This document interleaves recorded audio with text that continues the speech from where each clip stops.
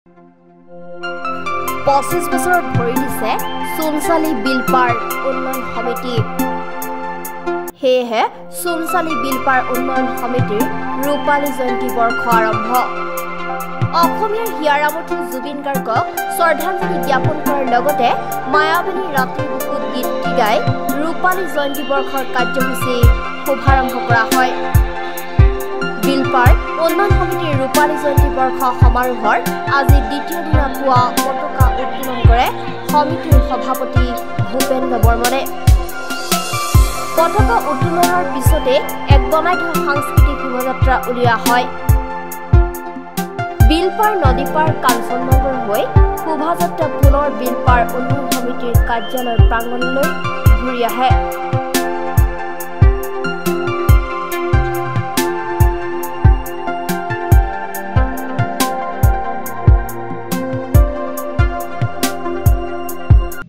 কাৰ্যসূচীৰ আৰম্ভণিতে আমাৰ প্ৰাণৰ শিল্পী জুবিন গাৰ্গৰ প্ৰতি শ্ৰদ্ধাঞ্জলি জ্ঞাপন কৰা হ'ব মায়াবিনী গীতৰ জৰিয়তে। তাৰপিছত শতবৰ্ষৰ শ্ৰদ্ধাৰ্ঘ্য জনোৱা হ'ব ভূপেন হাজৰিকাদেৱৰ জন্ম শতবৰ্ষৰ, আৰু জুবিন গাৰ্গৰ গীত মাত পৰিৱেশন হ'ব 2 দিনৰ কাৰ্যসূচীত।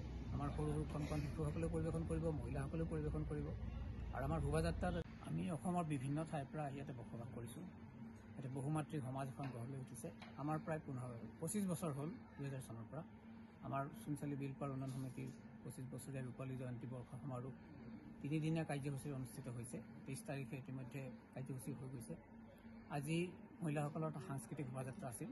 মহিলা পুৰুষ শিশু সকলোৱে অংশগ্ৰহণ কৰিছে। শতাধিক মানুহৰ অংশগ্ৰহণে এটা সুন্দৰ বৰ্ণাঢ্য সাংস্কৃতিক শোভাযাত্ৰা হ'ল। আবেলিলৈ মহিলা সমাৰোহ হ'ব। অহাকালিলৈ ৰাতিপুৱা চিত্ৰাংকন, কবিতা আবৃত্তি, ভেকচন প্ৰতিযোগিতা আৰু বিয়লিলৈ মুকলি সভা অনুষ্ঠিত হ'ব। মুকলি সভাত আমি নৃত্যাচাৰ্য পদ্মভূষণ যতীন গোস্বামীদেৱক সম্বৰ্ধনা দিম। আমাৰ কেইবাগৰাকী বিশিষ্ট অতিথি আহিব। তাৰ ভিতৰতে এঞ্জেলা চাংমাই আছে, আমাৰ বিধায়ক অতুল বৰা, বিশিষ্ট কবি নন্দ সিং বৰকলা, এইসকল আহিব আৰু সন্ধিয়ালৈ সাংস্কৃতিক অনুষ্ঠান অনুষ্ঠিত হ'ব। কাইলৈ কি আছে? এইখিনি কাৰ্যসূচী কালি হ'ব লগা কাৰ্যসূচী হ'ব।